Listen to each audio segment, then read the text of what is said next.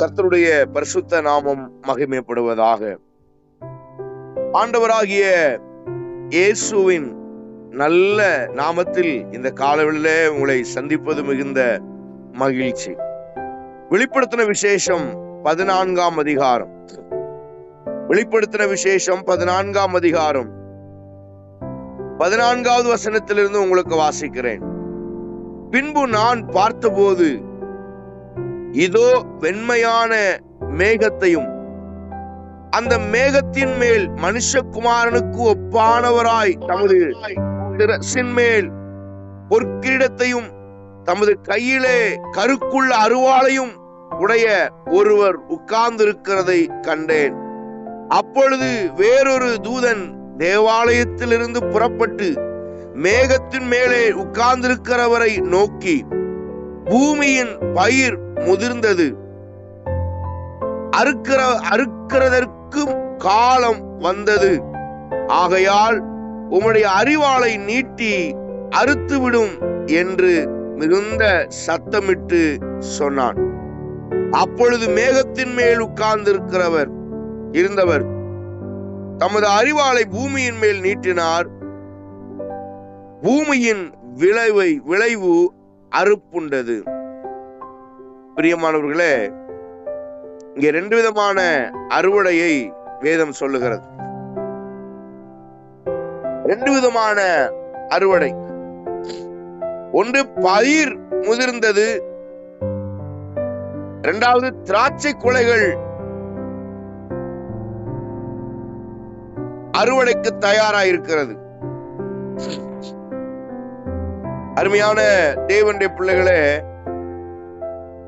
பயிர் முதிர்ந்தது முதிர்ந்த விசுவாசிகளை குறிக்கிறது.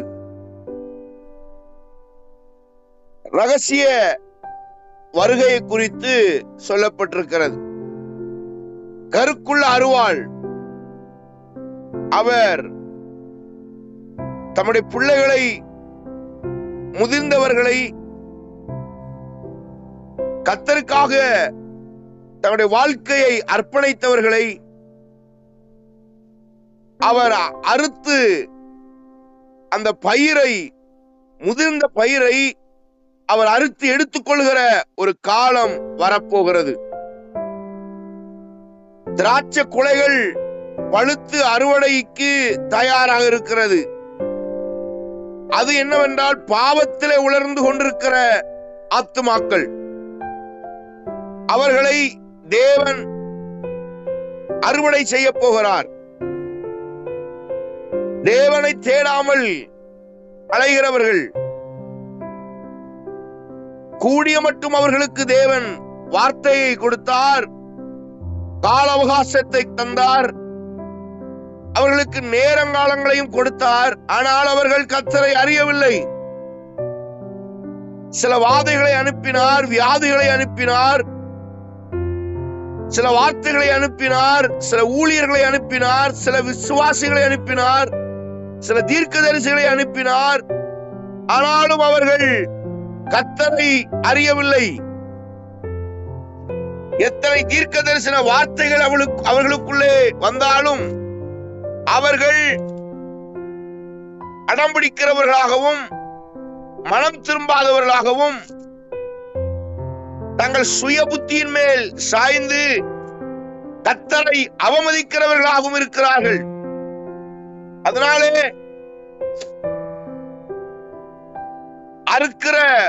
அறுவடை செய்கிற ஒருவர் வருகிறார். அவர் வந்து அவர் அறுவடை செய்வார். அவர்களுடைய கால அவகாசம் முடிந்தது. வேதம் சொல்லுகிறது, யோவான் 3:36, குமாரனிடத்தில் விசுவாசமாய் இருக்கிறவன் நித்திய ஜீவனை உடையவனாய் இருக்கிறான். குமாரனை விசுவாசியாதவனோ ஜீவனை காண்பதில்லை, தேவனுடைய கோபம் அவன் மேல் நிலை நிற்கும் என்றார். கூடிய மட்டும் அவர்களுக்கு பல வழிகளை ஆண்டவர் தந்தார். எப்படி ஆகிலும் அவர்களை அறுவடை செய்வதற்கு தேவன் முடிவெடுத்து பல சந்திப்புகளை சந்தித்தார். பல விதங்களிலே அவர்களை ஆண்டவர் சந்தித்தார். பல சூழ்நிலைகளை அவர்களுக்கு அனுமதித்து அவர்களை சந்தித்தார். ஆனால் அவர்கள் அந்த சந்திப்புகளை அவமானப்படுத்தினார்கள். சில நேரங்களில் நன்மையினாலே சந்தித்தார். சில நேரங்களில் சில அற்புதங்களை தந்து அவர்களை சந்தித்தார். சில நேரங்களிலே சில வியாதிகள் வந்து ஆண்டவர் அவர்களை சந்தித்தார். சில வாதைகளை அனுப்பி சந்தித்தார். ஆனாலும் அவர்கள் உணர்வடையவில்லை. இந்த காலவெளியிலே ஒருவேளை நீங்கள் ரட்சிக்கப்பட்டிருக்கலாம், மனம் திரும்பி இருக்கலாம், பாவ மன்னிப்பு நிச்சயத்தை பெற்றிருக்கலாம். ஆனால் நீங்கள் இன்னும் ஆண்டவரை முழுமையாக அறியாமல், அவருடைய வருகையை இன்னும் நம்பாமல், அவர் எப்ப வருவாரோ தெரியல, அந்த வருகை குறித்து ஒரு அக்கறை இல்லாதவர்களாய் இருப்பீர்களே, ஆனால் ஆண்டவர் உங்களைத்தான் இந்த காலவெளியிலே பேசுகிறதை நீங்கள் அறிந்து கொள்வீர்களாக.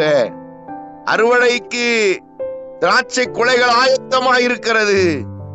அது பழுத்திருக்கிறது, அது முதிர்ந்திருக்கிறது, அது விளைந்திருக்கிறது, பாவத்திலே விளைந்திருக்கிறது. எஜமானன் கருக்குள்ள அருவாளை நீட்டி அவைகளை அறுக்க போகிறார். விசுவாசிகளே, கர்த்தர் உங்களை பார்த்து சொல்லுகிறதை நீங்கள் நிதானித்து பாருங்கள். தேவனை அறிய வேண்டும். அவர் ஒரு காலத்திலே, இன்றைக்கு இருக்கிற காலகட்டத்திலே, இன்னும் பல ஆண்டுகளுக்கு முன்பதாக அவர் ஒளியாக, வழியாக, சத்தியமாக, ஜீவனாக இந்த பூமியில இருந்தார். நானே வழியும் சத்தியம் ஜீவனமாயிருக்கிறேன் என்றிருந்தார். நல்ல மெய்ப்பனாக இருந்தார். நல்ல ஆட்டுக்குட்டியாக இருந்தார். சிலுவையிலே தொங்கின ஆட்டுக்குட்டியாக இருந்தார். மணவாளனாக இருந்தார். ஒளியாக இருந்தார். தாவீதின் குல கொழுந்தாய் இருந்தார். தாவீதின் வேருமாய் இருந்தார். ஜீவனாக இருந்தார். பாதையாக இருந்தார். சத்தியமாக இருந்தார். வார்த்தையாக இருந்தார். வழியாக இருந்தார். அருமையான தேவனுடைய பிள்ளைகளே, இரட்சகராக இருந்தார். இரட்சிக்கிறவராக இருந்தார். ஆனால் அவர் வரப்போகிறார். இரட்சகராகவோ, வழியாகவோ, ஒளியாகவோ, இரக்கமுள்ளவராகவோ, கிருபை நிறைந்தவராகவோ அல்ல, சிங்காசனத்திலே வீற்றிருக்கிறவராக அவர் வெளிப்பட போகிறார். அவர் வெளிப்படும் போது கிருபை வேலை செய்யாது. அவர் இந்த பூமிக்கு வரும்போது அன்பு வேலை செய்யாது. ஆனால் இப்பொழுது அன்பு வேலை செய்கிறது. இப்பொழுது அவருடைய கிருபை வேலை செய்கிறது. நீங்களும் நானும் இந்த கிருபையும் இந்த அன்பும் நம்முடைய அருகிலே இருக்கும் பொழுதே அவைகளை பயன்படுத்திக் கொள்ளுவோமாக. கர்த்தருடைய அன்பை அலட்சியம் பண்ணாமல், கர்த்தருடைய அன்பை அசட்டை பண்ணாமல், கர்த்தருடைய அன்பை உதாசீனப்படுத்தாமல் ஓடி வந்து நாம் மனம் திரும்பி அவரை தேடிக் கொள்வோமாக. பிரியமானவர்களே, அவருடைய வருகை சமீபமாய் இருக்கிறது. அவருடைய வருகையின் அடையாளங்களை ஆண்டவர் அநேகம் சொல்லியிருக்கிறார். சீக்கிரத்திலே அவர் வரப்போகிறார். வெளிப்படுத்தல் 22, 20, 21 நீங்கள் வாசித்து பார்த்தால் தெரியும். சீக்கிரமாய் வருகிறேன், அவனவனுக்கு நான் அளிக்கும் பலன் என்னோடு கூட வருகிறது. யோவான் 14:28 நான் திரும்ப வருவேன். அநேகர் நினைக்கிறாங்க அவர் திரும்ப எல்லாம் வரமாட்டாரு, வருக வருகின்றாங்க. எத்தனை வருஷமா? நானும் பிறந்ததுல இருந்து சொல்றாங்க இயேசு வருகிறார், இயேசு வருகிறார், இன்னும் வரலையே. நீங்கள் வெளிப்படுத்தின விசேஷம் 14:8,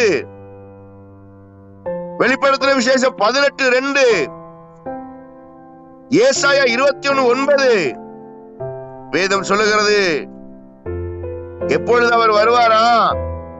மகா பெரிய பாபிலோன் விழுந்து போகும், அது இடிக்கப்படும், அப்பொழுது அவர் வருவேன் என்று வாக்கு தந்திருக்கிறார். மகா பெரிய பாபிலோன் எது? ஈராக். இன்றைக்கு ஈராக், அன்றைக்கு அதுதான் மகா பெரிய பாபிலோன். நேபுகாத் நேச்சர். மகா பெரிய பாபிலோன்ல என்ன இருந்தது? நேபுகாத் நேச்சர். அவன் கட்டின தொங்கு தோட்டம், தானியேல் உலாவின இடம்.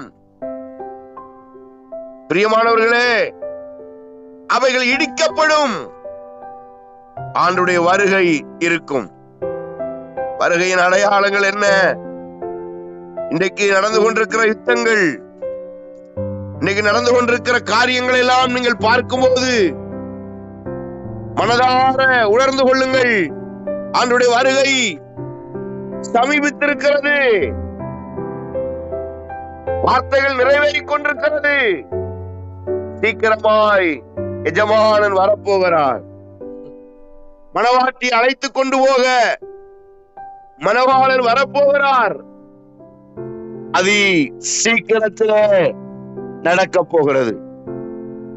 பிரியமான தேவனுடைய பிள்ளைகளே, வேதம் சொல்லுகிறது, முதலாவது அடையாளம் மத்தேயு 3ஆம் அதிகாரம் 10வது வசனத்தில் சொல்லப்பட்டிருக்கிறது. கோடாரியானது மரத்தின் வேரருகே வைக்கப்பட்டிருக்கிறது.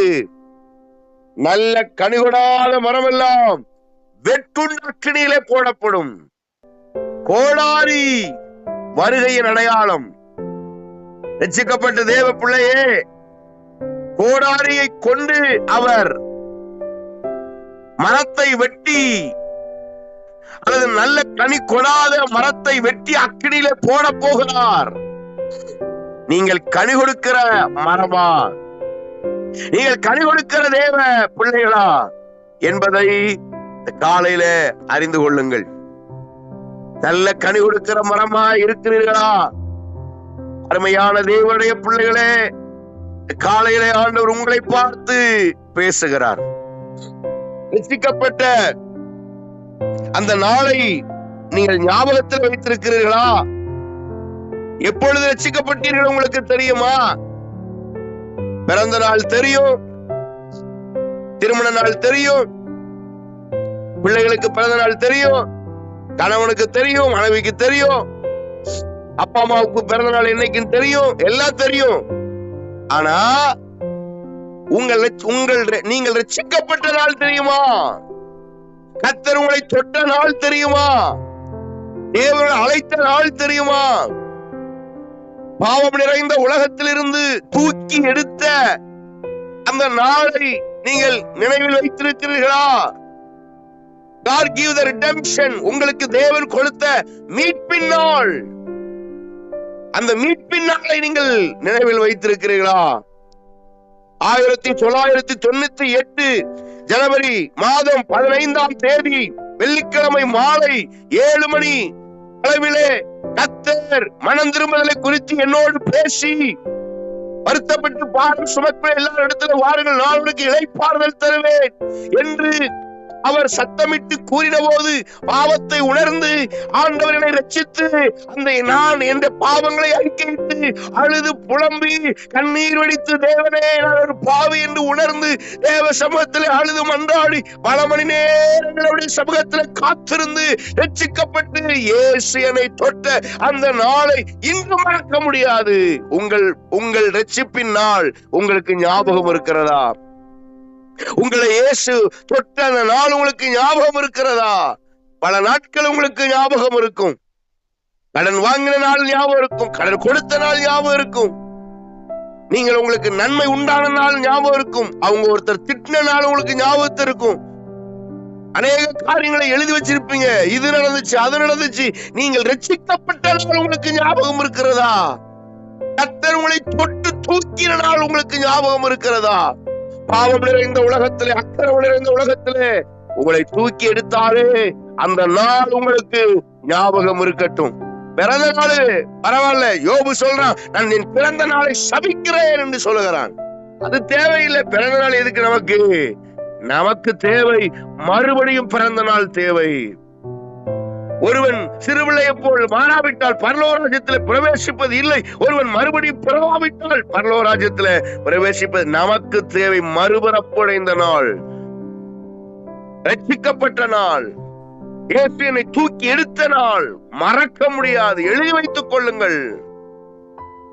ஒருவேளை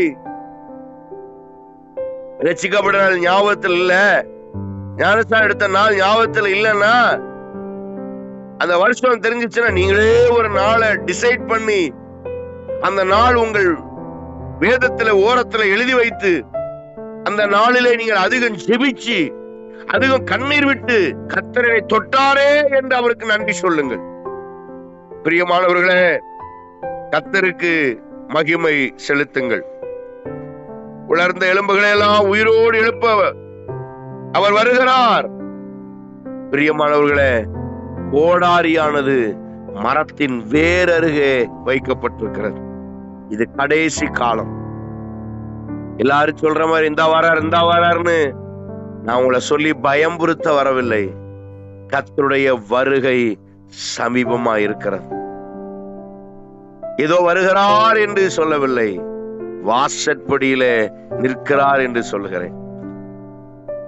2000 உலக அழியும்னு உலகமே சொல்லி பைபிள்ல அப்படிலாம் சொல்ல. 2000 உலக அழியும்னா பைபிள்ல எங்க ஒரு வார்த்தை இருக்கா?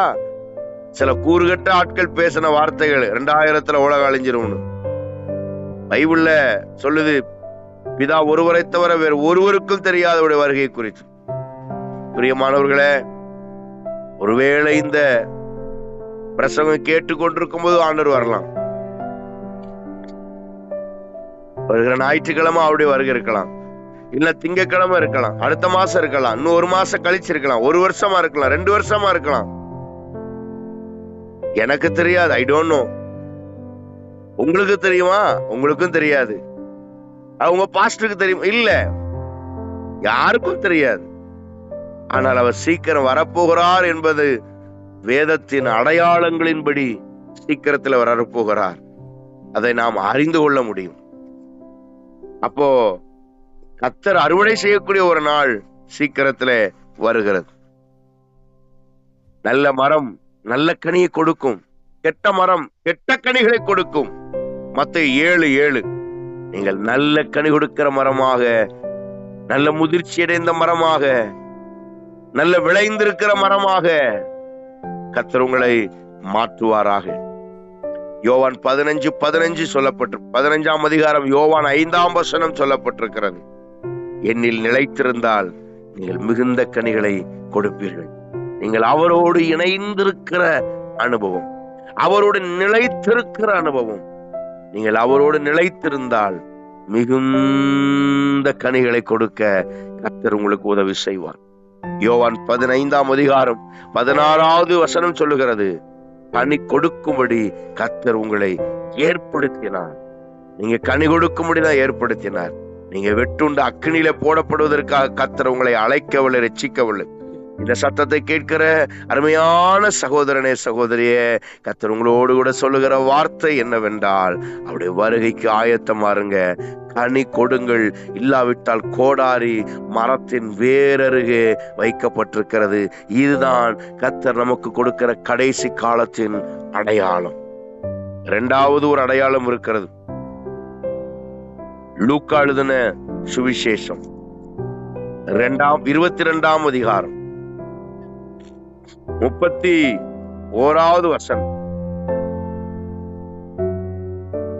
பின்பு கர்த்தர், சீமோனே சீமோனே, இதோ கோதுமையை சுளையினால் புடைக்கிறது போல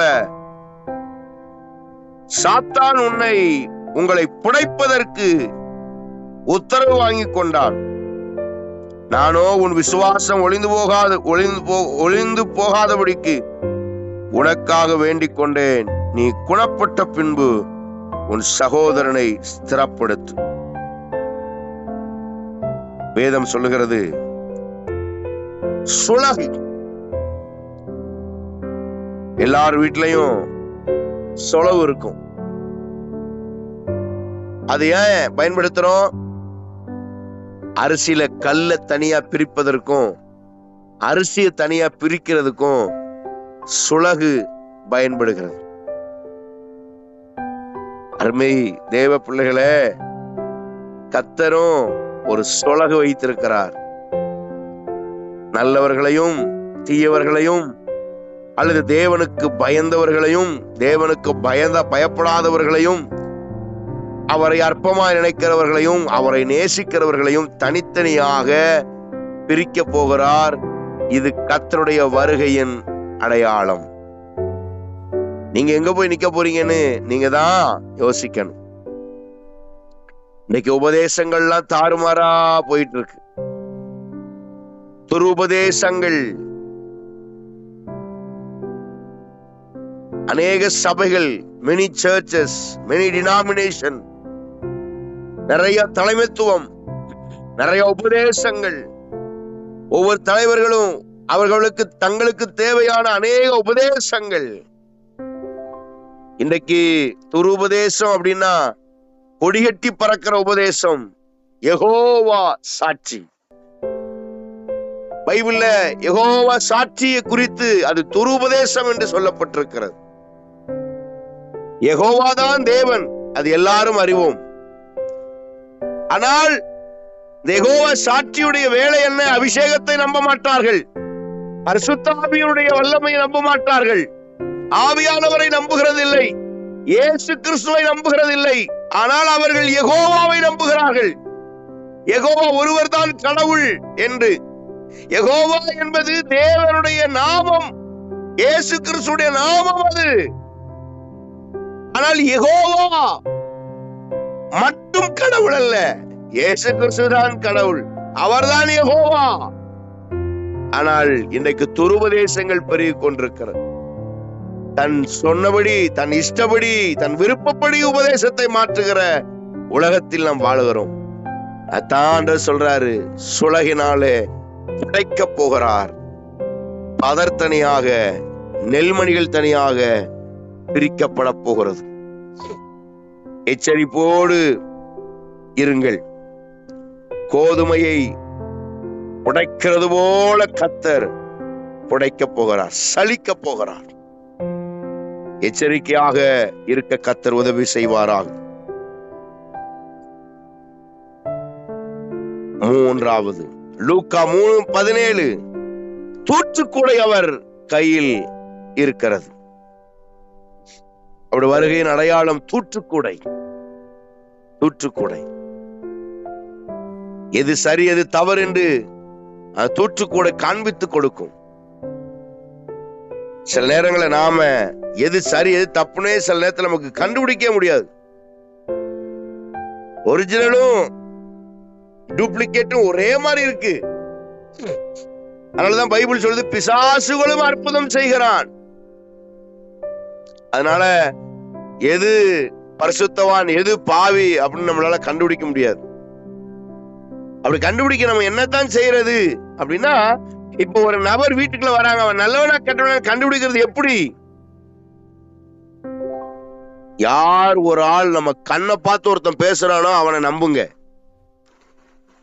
கண்ணும் தான் பேசணும். கண்ணை பார்த்தோன்னு கண்டுபிடிச்சிடலாம் அவன் உள் நோக்கம் என்ன, எதுக்காக உள்ள வந்திருக்கான், என்ன நினைச்சிட்டு நம்மகிட்ட பேசுறான்னு கண்டுபிடிக்க முடியும். தவறான எண்ணத்தோடு பேசுறானா ஈஸியா கண்டுபிடிக்கலாம். அவன் பார்வைய பாருங்க, அவன் கண்ணை பாருங்க, அவன் யோசிக்கிறத கண்டுபிடிக்க முடியும். ஆண்டவருடைய கரத்துல தூற்றுக்கூட இருக்கிறது. கோதுமையை சலிக்கிறது போல அந்த தூற்றுக்கூடையில சலித்து அதை பக்குவப்படுத்துவார்கள். காலை வேளையிலே வருகையின் அடையாளத்தை அறிந்து கொள்ள கர்த்தர் உங்களுக்கு உதவி செய்வாராக. எரேமியா 23:29, சம்மட்டி. சம்மட்டி சம்மட்டி சம்மட்டினா என்ன? சுத்தில, பெரிய சுத்தில் ஆண்டவர் கையிலே இருக்கிறது. சம்மட்டி அவருடைய வார்த்தை கோப்பனையா இருக்கிறது. கர்த்தருடைய வார்த்தை சம்மட்டி. கண்மலையை உடைக்கும். அப்படின்னா இருட்டா இருக்கிற கண்மலையை உடைக்கக்கூடிய சர்வசக்தி படைத்த தேவனுடைய வார்த்தை. ஒரு காலத்துல பயங்கரமான ஆளாத்தான் நம்ம இருந்தோம். கோபப்படுகிற ஆளா, சண்டைக்கு போற ஆளா, முரட்டாட்டம் பிடித்தவர்களா இருந்தோம். ஒரு சம்மட்டி நம்மேல் அடித்த அடியிலே இன்றைக்கு வாழ்க்கையே மாறி இருக்கிறது. வார்த்தை என்கிற சம்மட்டினாலே கர்த்தர் நம்மை மாற்றி இருக்கிறார். வருகையின் அடையாளம் அவருடைய வார்த்தை வெளிப்படுகிறது. அது சம்மட்டி போல, அது நம்மளை குணப்படுத்தும், அது நம்மளை மாற்றும். அப்படி வாழும் வாழ்க்கையை மாற்றக்கூடியது சம்மட்டி. அருமையான தேவனுடைய பிள்ளைகளே, அந்த சம்மட்டி நம்மளை உருவாக்குகிறதா இருக்கிறது. நிச்சயமாக அந்த அடையாளங்களை நீங்கள் அறிந்திருப்பீர்கள். கர்த்தருடைய வார்த்தை எப்பேற்பட்ட மனுஷனையும் மாற்றும். வேதம் சொல்லுது, கர்த்தருடைய வார்த்தை ஹாதேஸ் வனாந்திரத்தை அதிர பண்ணும். கர்த்தருடைய வார்த்தை பெண்மான்களை ஈனுமடி செய்யும். கர்த்தருடைய வார்த்தை கேதுரு மரங்களை முறிக்கும். கர்த்தருடைய வார்த்தை குறித்து வேதம் சொல்லுகிறது, அவருடைய வார்த்தை என் பாதைக்கு தீபம், என்னுடைய கால்களுக்கு தீபம், பாதைக்கு வெளிச்சமா இருக்கிறது. அருமையான தேவனுடைய பிள்ளைகளே, அவருடைய வார்த்தையாயிருக்கிற சம்மட்டியை நம்புங்கள். அந்த வார்த்தை உங்களை உருவாக்கும். திசை மாறி அலையாதபடிக்கு இதுதான் வழி, இதிலே நடவுங்கள் என்று அந்த வார்த்தை நம்மளை மாற்றுகிறது. சம்மட்டியாக கர்த்தர் கடைசி நாட்கள்ல வெளிப்பட்டு கொண்டிருக்கிறார். திருந்தாத இருதயத்தை திறந்த வைக்கிறார். மாறாத மனதை மாற்றுகிறார். உடைந்திருக்கிற இருதயங்களை ஒட்டுகிறார். கல்லான இருதயங்களை உடைக்கிறார். சம்மட்டியாக கடைசி நாட்கள்ல அவர் வெளிப்படுகிறார். ஏசாயா 48:10 5வது உங்களுக்கு சொல்லுகிறேன். அவர் உபத்திரவத்தின் சூளையிலிருந்து நம்மளை எடுத்தார். உபத்திரவத்தின் சூளை. சூளை என்றால் வருகையின் அடையாளம். சூளை காலவாசல். உபத்திரவத்தின் நிலையிலிருந்து உங்களை எடுத்திருக்கிறார். செங்கல் சூளை, நெருப்பு தழல் இருக்கும். இந்த கடைசி காலத்தின் அடையாளம்.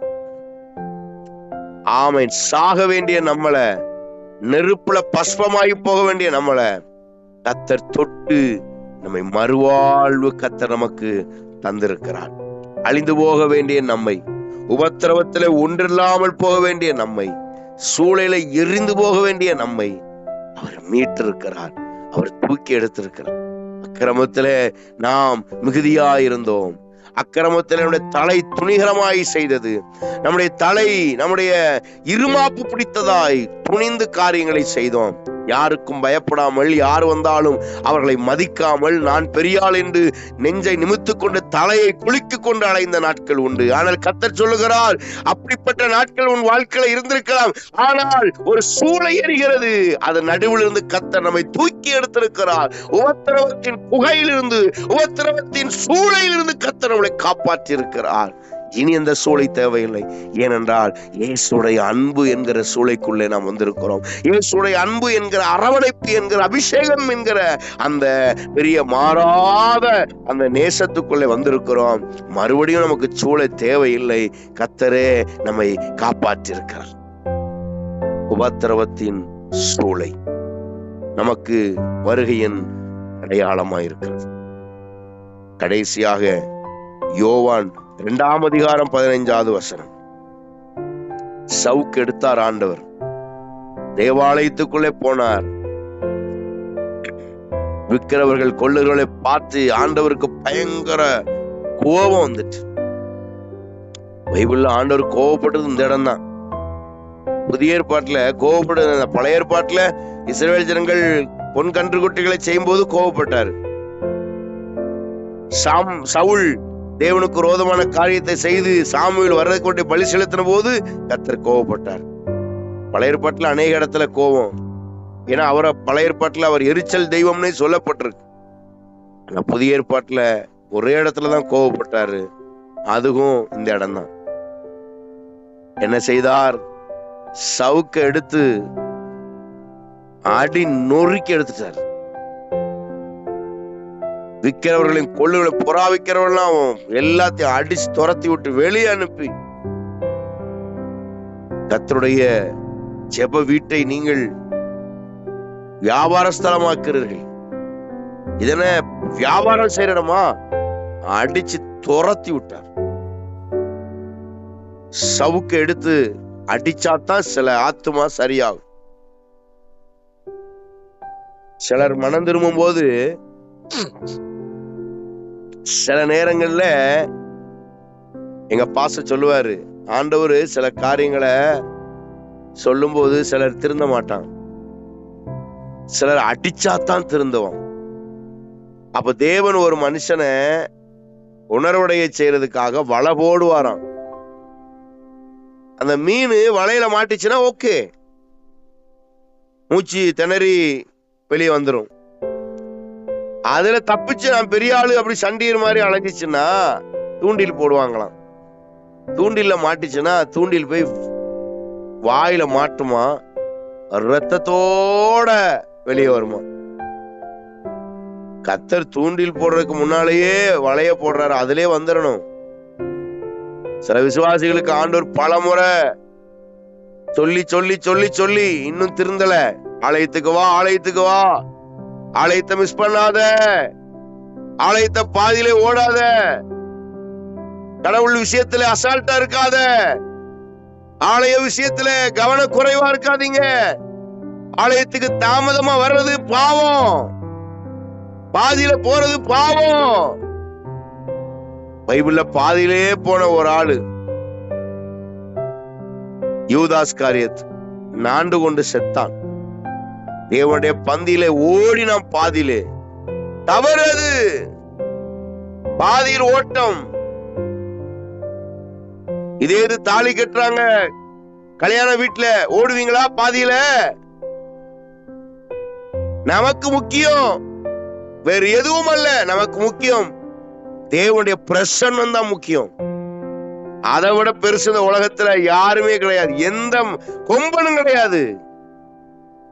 அம்மாவோ அப்பாவோ சொந்தமோ பந்தமோ பெத்த பிள்ளைகளோ கட்டின கணவனோ யாரும் தேவனுக்கு முன்பாக பெரிய ஆள் கிடையாது. ஏன்னா கர்த்தருக்குரிய நாள், கர்த்தருக்குரிய நேரம் அவருக்குத்தான் கொடுப்பேனே தவிர என்னுடைய சொந்த அலுவல்களுக்கு கிடையவே கிடையாது. கர்த்தர் உங்களை பார்த்தா சொல்றாரு, சவுக்கை வச்சிருக்காரு, பிச்சை எடுத்து விடுவார். வருகையின் அடையாளம் உன் சொந்த புத்தியின் மேல் சாயாமல், நீதிமொழிகள்ல வாசிக்கும், சுய புத்தியின் மேல் சாயாமல் உன் முழு இருதயத்தோடும் முழு அன்போடும் முழு ஆத்மாவோடும் தேவனிடத்துல அன்பு கூறுவாயாக. வருகையின் அடையாளம். ஜாக்கிரதையா இருங்க. எஜமானன் வரப்போகிறார், மணவாளன் வரப்போகிறார். அவனவனுக்கு அவர் அளிக்கும் பலன் அவர் கொண்டு வந்து கொண்டே இருக்கிறார்.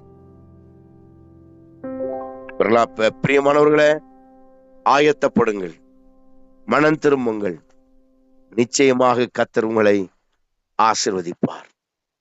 அடையாளங்களை நிறைய இருக்கிறது. இந்த அடையாளங்கள் எல்லாம் மனதில் வைத்து ஜெபம் பண்ணுங்கள், ஆயத்தமாகுங்கள். நிச்சயம் கர்த்தர் உங்களை ஆசீர்வதிப்பார். ஜெபம் பண்ணுவோமா? பரிசுத்த பிதாவே, சர்வ வல்லமையுள்ள தேவனே, உம்முடைய வருகையின் அடையாளங்களை நினைத்துமை நாங்கள் துதிக்கிறோம். சீக்கிரமாய் வரப்போகிறீர்.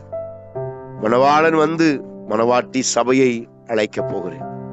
ஆயத்தமாய் இருக்கிறோம். ஒருவேளை ஆயத்தம் இல்லாதிருந்தால், எந்தெந்த பகுதியிலே நாங்கள் ஆயத்தம் இல்லாமல் இருக்கிறோமோ அந்த பகுதியை உம்முடைய கரத்தில் ஒப்பு கொடுத்து சரி செய்து கொள்கிறோம். பாதுகாத்துக் கொள்ளும், பலப்படுத்தும். இயேசு கிறிஸ்துவின் நாமத்தில் ஜெபிக்கிறோம் எங்கள் ஜீவனுள்ள நல்ல பிதாவே. ஆமென், ஆமென். God bless you.